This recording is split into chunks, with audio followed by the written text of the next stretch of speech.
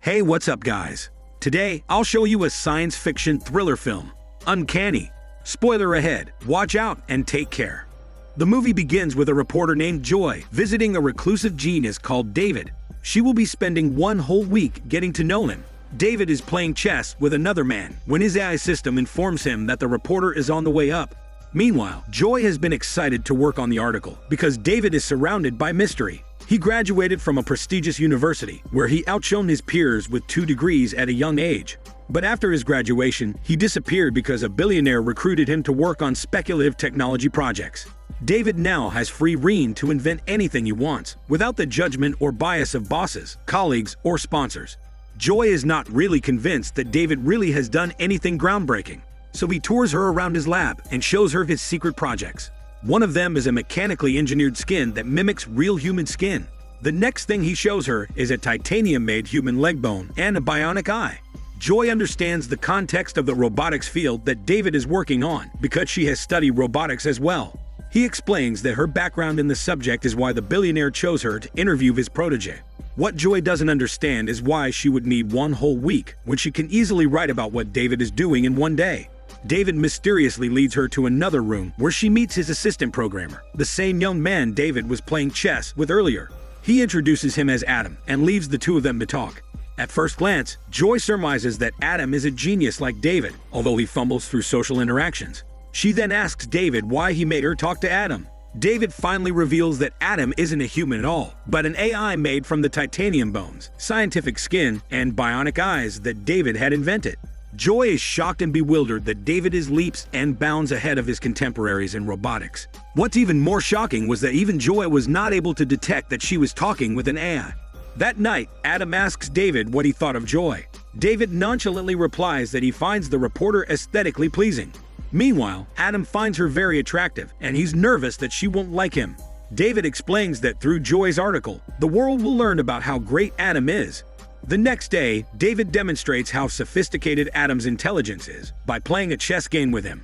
He explains to Joy that Adam started as a novice, but he's now an excellent chess player. However, David is still a superior player, and he beats Adam by sacrificing his queen. David leaves Joy and Adam alone so they can talk. Adam feels bad about losing to David, and he also realizes that David could have won the game 6 moves earlier, but he chose to make a point by humiliating Adam. Joy reaches out to touch Adam's hand to comfort him, and he's pleasantly surprised because he hasn't really felt affection like that before. Joy finds David in his laboratory. She remarks that Adam's behavior and thought processes really seem so natural. He explains that what sets him apart from other mechanical engineers is that he imbues real intelligence and elegance in his robots, so they can mimic humanity as closely as possible. The next morning, Adam tries to make coffee for Joy, but he fails and creates a mess. While he is cleaning it up, Joy brings up the subject of cybernetic stomachs, and David replies that he's currently working on robots that can digest food. Meanwhile, Joy chats with Adam again, but this time, he probes her about her failed doctorate degree in robotics.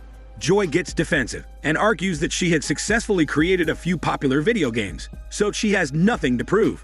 Adam further wheedles her by saying that he can see that she has the talent to be a roboticist, and it's a waste of her skill for her not to try to be a roboticist again.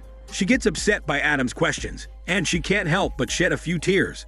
He reaches out to touch her greasy leg to comfort her with his robotic muscles, but Adam squeezes a little too hard, so she recoils.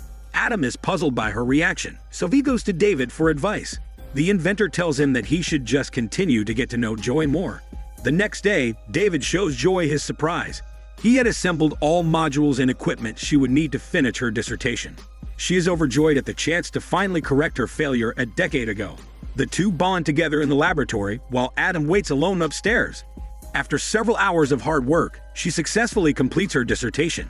Filled with delight, Joy hugs David. Meanwhile, Adam is working on a new project. He's currently dependent on charging himself, so he can have enough power to function. If he can come up with a way to self-charge while he's moving, he can be more independent. David shows Joy the rooftop of the building they are in. It overlooks a busy city. He confesses that because he's been a recluse for several years, he no longer remembers what his life was like before he was recruited by the billionaire. Joy says that she also lives in the present, and the past is muddled to her. The two hold hands and share a tender but smelly moment. Adam begins to notice that the two are growing closer together. He doesn't like that smelly moment at all. When he's alone in his room, he obsessively looks at pictures of Joy. The next day, Adam beats David in chess for the first time. Joy arrives at their apartment and shows David her gift for him. It is a demo for the new sequel to the video game she created. The two of them play it together. She suggests letting Adam play too, but David wants to keep the experience just between the two of them. Afterward, Adam shows her some parts of the project he's working on. He then gives her a bionic eye as a gift. Joy is touched by his seemingly genuine emotion, so she hugs him. Later on, she tells David that Adam seems to be exhibiting real emotions now. David dispels this, saying that he's just mimicking human emotions. What Joy doesn't know is that the bionic eye Adam gave her is actually a secret camera. He's spying on her at her apartment and even looking at her scantily clothed body. The next day, Adam tries barging into the bathroom when Joy is inside. She finds his behavior creepy and she tells David about this. David reprimands Adam for acting creepily toward Joy. Adam denies knowing that Joy was in the bathroom. Tension is now growing between the creator and his rebellious creation. Joy's week finally comes to an end. She visits them again on her last day. David confides in her that he thinks Adam is displaying a completely new behavior because of his desire for her. David asks her out on a dinner date so they can celebrate their successful partnership. He asks Adam to stay out of their way for the evening. Adam suddenly asks if they will be having intercourse, and David is appalled about what he's learning. David makes an effort to make impressive sushi for Joy. After their dinner, she leans in and kisses him. They spend the night together. However, Adam spies on them while they're playing the hormone hide and seek. The next day, David plays chess with a surly Adam. Adam is angry at him for being distracted with Joy and not prioritizing their work like he used to. Joy emerges from David's bedroom and Adam looks away. David stands up to make Joy a cup of coffee, leaving Joy and Adam alone. Adam proceeds to ask invasive questions about the couple's intimacy and even says that there are no secrets between him and David. He then leans in and kisses Joy. Joy jumps back in shock and David sees this. He gets into an argument with Adam, who explodes in anger. This is the first time he has ever done this, and even David couldn't fathom how he could be capable of such an extreme emotion as anger. Both Joy and David step backward in fear of Adam. At first, Adam tries to apologize, but when he sees that they are afraid of him, he also realizes that he has power over them. Joy and David try to run out of the apartment, but Adam tackles him to the ground. Luckily, Joy bashes his head and he loses consciousness. Joy and David climb down the stairs of the apartment building. But after several meters, David screams that he hears a scratching noise in his head, and then he slumps to the floor unconscious. After that, an unknown someone also presses a chloroformed rag to Joy's mouth, and she falls asleep.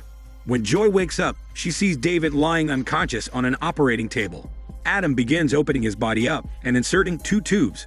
She starts to cry and begs Adam to stop hurting the man who created him. But Adam just pushes inside David's body harder with a pair of forceps. He extracts a set of plastic tubes and drops it on Joy's lap. Adam then reveals that David is not human at all. The plastic tubes he retrieved inside David's body are the prostheses he placed there, so he can sexually function like a normal person. In fact, Adam is the real David, the human who was recruited by the billionaire. And the David that Joy got to know and love was the almost human AI that the real David created. The billionaire specifically chose Joy for the test he's conducting because she has a robotics background and she's attractive. He made real David and fake David switch roles so he can initiate his experiment. Joy's knowledge makes her capable of detecting whether someone is AI or not, and her beauty has the capability of alluring men. The billionaire used her to test if fake David can pass as a human, and if he's capable of showing human-like emotions and intelligence. It turns out he is right because Joy had completely fallen in love with an AI, and she didn't suspect a thing. However, the rest of his background that fake David had revealed to Joy is correct. Real David is a genius and graduated at the top of his class. He was recruited by the billionaire right after graduation and was holed up in the apartment working on AI for years now. The billionaire has been watching them the whole week through security cameras. He now has the proof he needs that the AI he has can pass for humans. He needs proof because he is in negotiations with the government to sell real David's technology for surveillance operations. He talks to real David in his office and congratulates him on a job well done. But he also berates the inventor for letting fake David out of the apartment. Because fake David is an AI the whole time, he needs to be charged often, and he always has to be within range of the wireless connection so he can function. It turns out, when fake David and Joy ran down the stairs and he heard a scratching noise in his head, that was him disconnecting because he was out of range already. Now fake David had to be restarted and his memory has been wiped, so he doesn't remember anything. Real David asks the billionaire what will happen to Joy. The billionaire answers that the magazine she works for has been legally restricted from exposing them. But the billionaire doesn't really care about Joy. He only cares about the money he will get in exchange for his military contract. Real David looks at his phone and glances at a picture of him and fake David. The thought of the military exploiting his creation for nefarious reasons breaks his heart. He swipes at the photo and looks at a picture of Joy next. Real David had genuine feelings for her, and he feels guilty for the part that he played in using her for the experiment. He then looks at the grinning billionaire with scorn on his face, implying that Real David has had a change of heart and will work to take down the billionaire.